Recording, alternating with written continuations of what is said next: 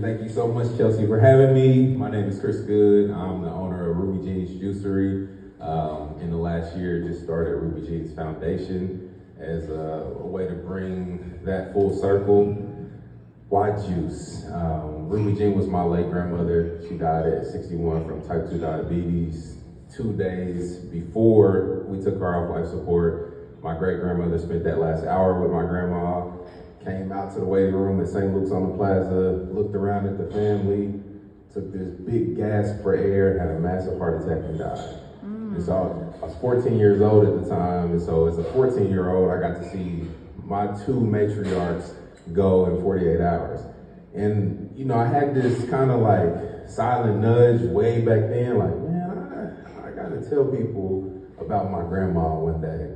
And didn't know how it was gonna happen. Fast forward a whole bunch of years. I was traveling as a catastrophe adjuster, making pretty good money. And I went to LA to visit a couple of boys of mine. And I get to LA and they're like, you know, I'm excited to be in LA. And they look back and they're like, bro, we forgot to tell you, we're not gonna eat today. I'm like, what you mean, I'm not gonna eat? And they're like, we're doing this juice cleanse. And I'm thinking, like, y'all done moved out here and got strange, you know? And so the next day, they set me down and we watched a documentary called Fat, Sick, and Nearly Dead. And at the beginning, I was annoyed that I was in LA watching a documentary. About midway through, I started listening, and then by the end, my mind was blown because this well-to-do gentleman struggling with his health. He's got the best doctors, the best access to healthcare, and he does his research, and he lands on juice cleansing.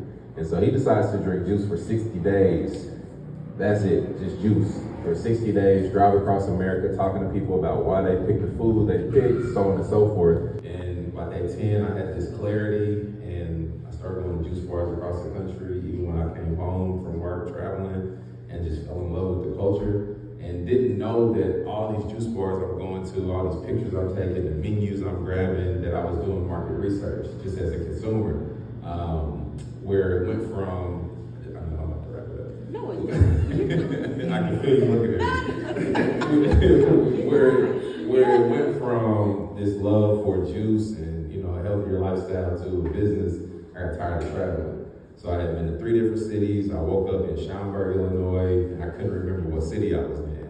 And it was like, dang, well, this ain't it. And I'm making north of 6 figures. Coming from Wabash, moved to South Kansas City, graduated from Ruskin. So making $100,000 a year is like, man, you doing all right. But my second brain was like, yeah, but what else? Like, what are you passionate about? And my grandma came to mind, like, man, I miss my grandma. And then I had started becoming like the food police for my family, you know, like, dang, sis, we still drinking Dr. Pepper, stuff like that, getting on their nerves, right? I'm like, man, I like health and juice and, you know, helping people lose weight and stuff like that.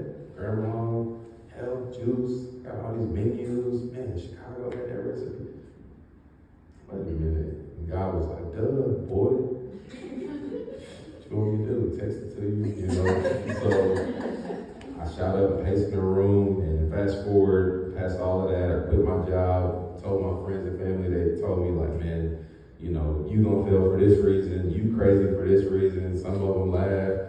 And I shut up. In 2015, I opened our first location at 40th and Broadway, 700 square foot space, and put everything I had and did not have into it, charged up my credit cards, took my 401k penalty, my savings, borrowed money from my friends, and for the last decade, I've been operating Ruby Jeans, you know, really on faith and the support of this community, and just, you know, been on the road